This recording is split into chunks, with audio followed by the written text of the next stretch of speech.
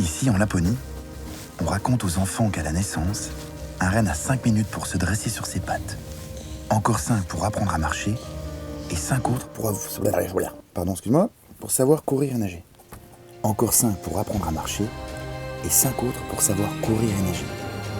C'est une question de survie.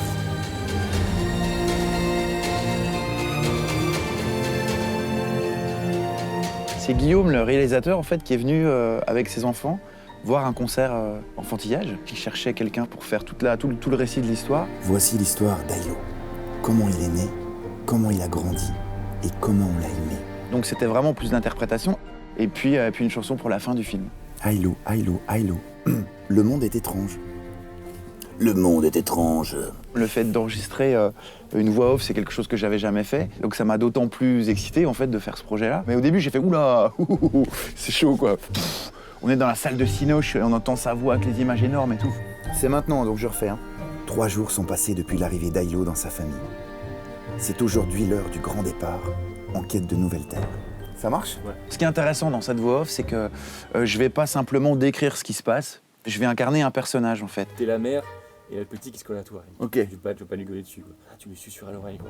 Ce petit être, son souffle, son odeur. Ce personnage, il va parler de temps en temps à Ailo, il va se confier à lui. Rassurant. Rassurant, ouais. Ouais, rassurant. Ok. Faut pas le faire flipper, là, parce qu'il va traverser une rivière. Ailo, 5 minutes pour se dresser sur ses pattes.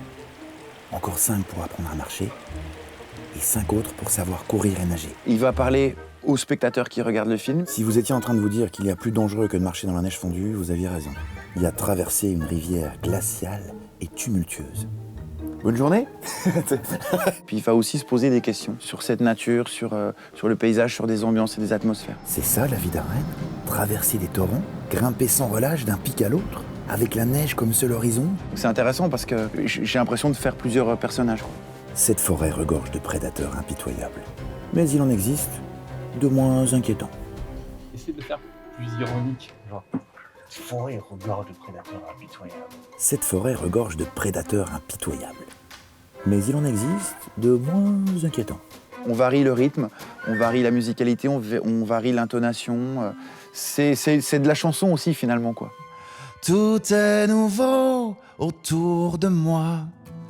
Tout est si beau, j'en reviens pas.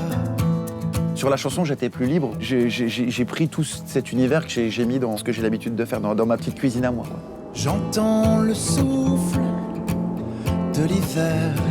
Je sens les doutes de ma mère. J'écris beaucoup sur le temps qui passe. Je parle beaucoup de famille. Donc là, on les voit évoluer dans le paysage et dans le temps. Il y avait plein de passerelles, en fait, avec mon univers. Du coup, ouais, c'est une vraie connexion dans des univers qui sont différents, mais pas tant que ça, finalement. Je suis né reine, voici mon histoire. Ailo.